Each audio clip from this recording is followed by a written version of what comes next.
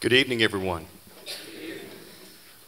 I'm David Hines. I'm the Dean of the School of Arts and Sciences, and on behalf of our college, our president, Philip Kerstetter, our music department, and the students of Mount Olive College, we welcome you to this part of our 60th anniversary celebration. This celebration concert featuring the concert band that will be under the direction of Dr. William L. Ford.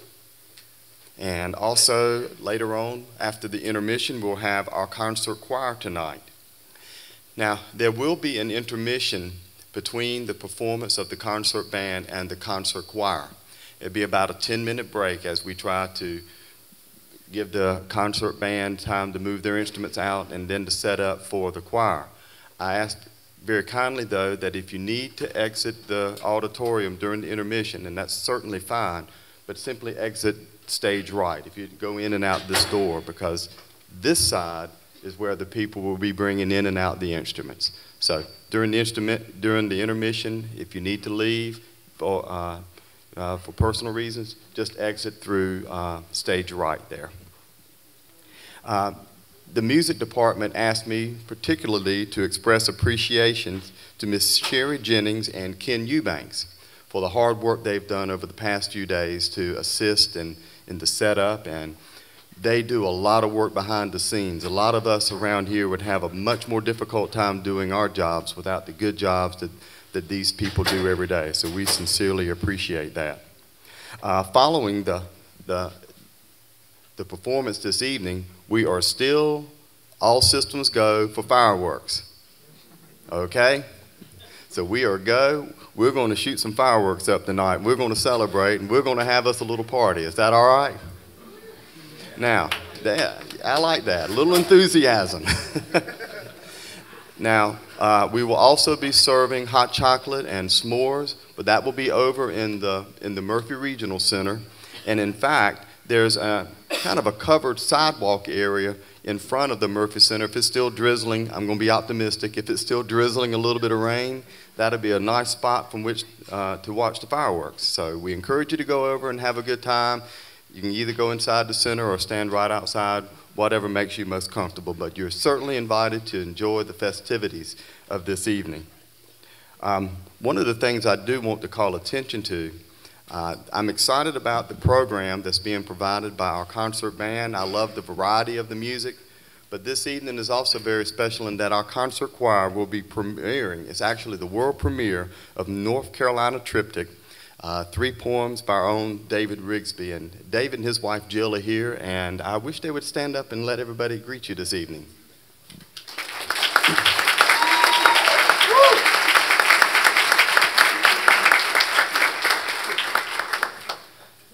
David's poetry was set to music by Kirk Erickson, and I believe we've got arrangements for a greeting to be shared with us later on tonight by Mr. Erickson. We are glad that you were here, and at this time, if you would join me in welcoming to the podium Dr. Bill Ford.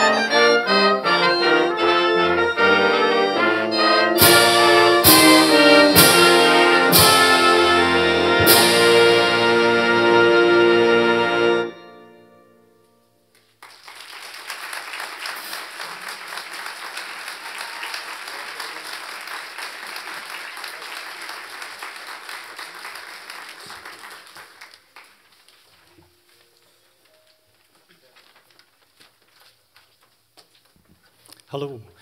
Thank you very much. And of course, I just wanted to say that this is Dr. Alan Armstrong, if anybody didn't really know his name.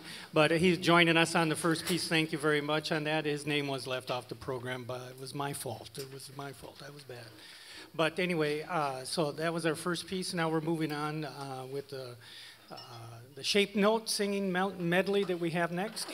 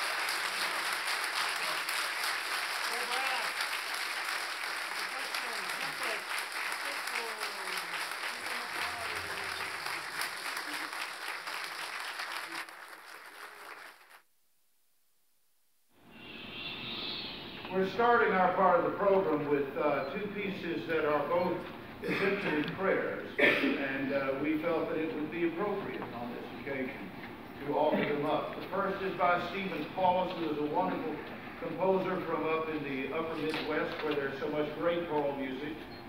Minnesota, Iowa, Wisconsin, great centers of choral music. This is a lovely piece, Hear My Words, and we'll follow that with one of my favorite John Rutter anthems, For the Beauty of the Earth.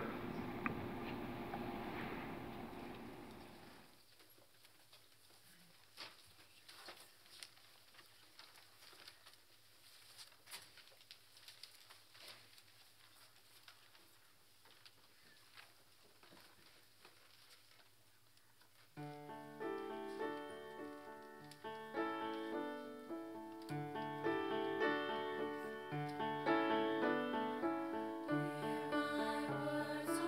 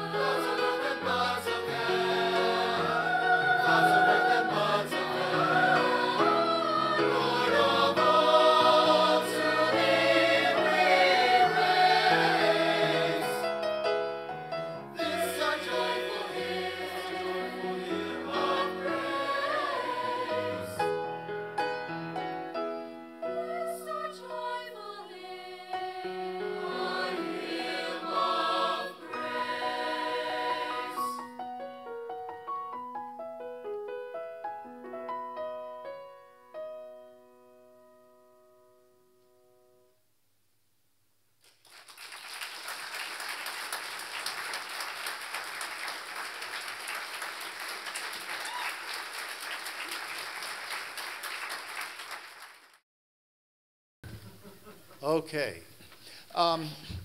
It is a thrill to be involved in a world premiere in any idiom, at any time, in any place, because it's music that no one has heard before. You know, once upon a time, the music of Mozart and Handel and Bach and Beethoven and Brahms was all new music, you know, and probably some of it was a little radical for the time. But now we don't think of it that way. And the other thing about a world premiere is, you know, for obvious reasons, we cannot ask Beethoven or Bach or Handel or Mozart or Brahms what they meant when they wrote a certain passage of music a certain way. They're on the other side of the grass now, so we can't get that information if we're in doubt. But we are blessed to have both a very fine and accomplished poet whose works were chosen. Some of his work was chosen by Kurt Erickson for this premiere, and we've been able to talk with him and find out, because a lot of good poetry has a subtext. It has layers, you know. There's a surface thing, and then there's a lot of stuff going on that should make you think a little bit underneath the surface. Same way with good composition. And Kurt Erickson was able to come in last week and work with us and give insights on the music. Did some wonderful work. I know it meant a lot to me. I think it meant a lot to the members of the choir. Certainly he helped Alice and Chris Johns, our superb cellist, to understand what in the world he was doing, because I think it's safe to say that there was a little bit here and there that was a little unusual, not your daddy's cello part, you know. It takes some virtuosic work. Alan Armstrong has looked at that and said, you know, and this work was commissioned for Alan, but his health has been mending, and people don't realize how athletic an endeavor playing a cello can be. It takes a lot of core muscle, and you don't think of it, you think it's just this, but no, it isn't. And so we are fortunate to have Chris Johns with us tonight. Kurt was not able to be here tonight only because he had to make a choice. How lovely for a composer to have to make a choice between two different premieres of his work on the same night. He is on the West Coast where he is attending the premiere of a new opera that he has written, but he cared enough about us to prepare a video message, and we would like to share that with you at this time. Hello. My name is Kurt Erickson, and I wrote the next group of pieces you're about to hear. Last week I had the pleasure to visit your institution and take part in a brief composer residency. I'm extremely grateful for the hospitality, and I left very impressed with your music faculty and staff. You know, putting together a new piece by an unfamiliar contemporary composer can be difficult, and the students should be applauded for their hard work and dedication to the project. I've always believed that commissioning a new artistic work projects a sense of institutional strength while providing students with access to the newest of contemporary ideas and techniques. It also challenges them artistically and intellectually and gives them the kind of real-world experience they don't often receive at four-year institutions. I want to thank you again for this unique opportunity to make a small contribution to your celebration. I'd like to especially thank President Kerstetter for his vision, Professor Stuart Burnham for his tireless efforts overseeing the project, Professor David Rigsby, without whom this work wouldn't exist, Alice Campbell, Woody McDonald, and Chris Johns for their keen musical insight, and most importantly, the Mount Olive College Concert Choir for quite literally bringing this piece to life. Thank you again for this opportunity, and I hope you enjoy the piece.